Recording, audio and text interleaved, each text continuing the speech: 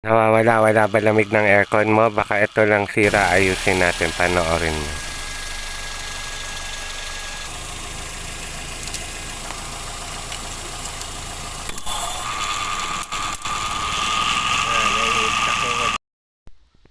Welcome mga boss, mga sir. Ito tip lang, no?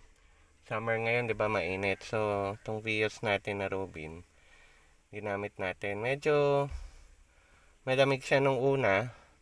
Tapos habang tumatakbo ka, malamig siya. Tapos nawawala bigla yung lamig. So, kailangan i-off ko pa. Tapos i-on ko pa.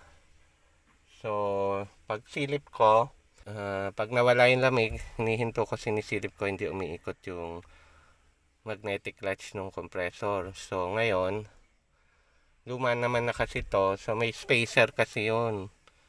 Yung magnetic clutch. So, sa kalumaan, siguro, malayo na yung gap. Napakita ko sa inyo.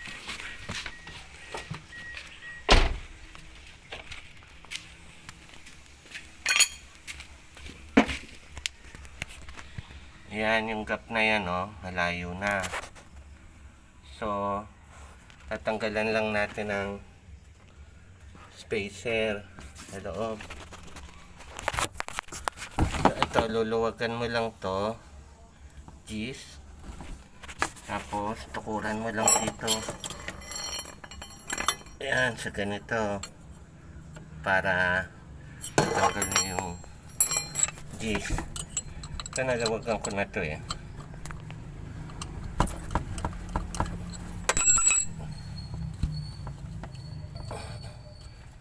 Babawasan natin ang spacer kasi pag tumatakbo siya malamig tapos biglang mawawala yung lamig.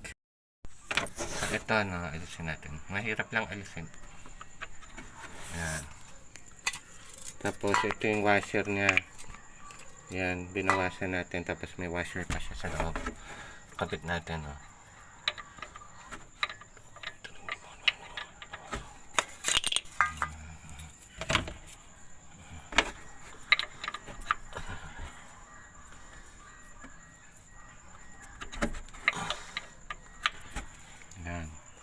Nakabit lang natin tornilyo.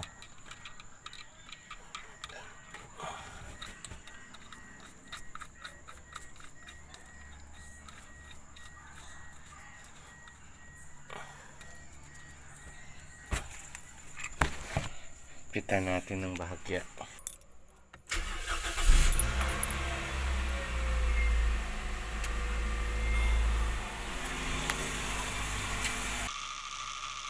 So yan, ito titignan natin kung hihinto pa. Mga ilang beses yan magpapahinga yung compressor tapos aandar ulit. Kasi kanina humihinto siya, kailangan mo pampukpukin ng konti yung magnetic clutch para umandar rin. Ngayon titignan natin, obserbahan natin.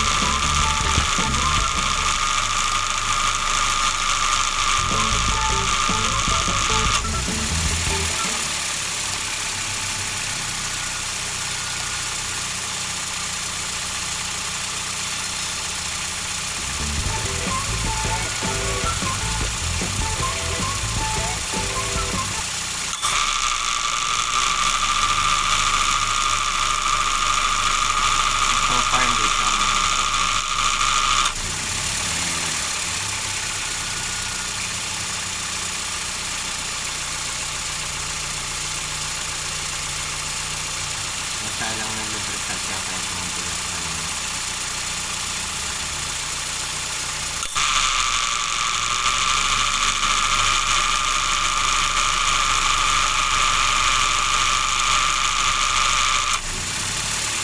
Ngayon so far okay na. So tatabi natin to kasi pag